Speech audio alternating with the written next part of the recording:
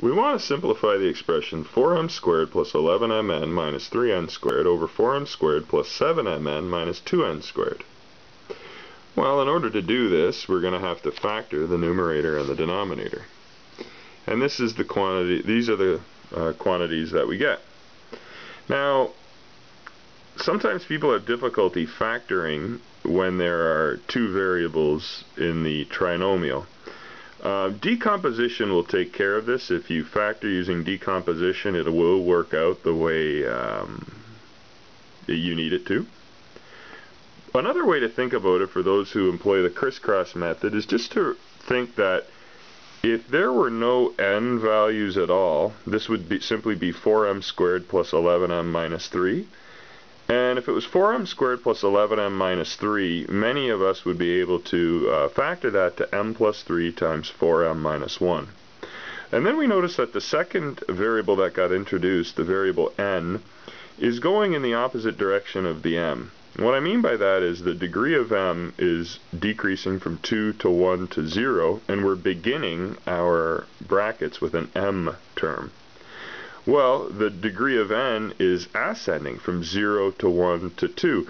In a sense, it's going backwards from what we're used to. So since it's going backwards, we'll put it at the end of the bracket.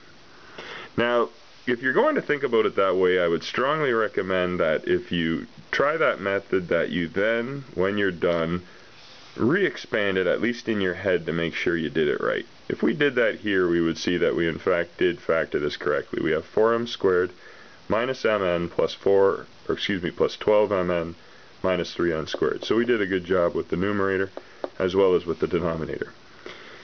Now, we then want to do is consider our restrictions.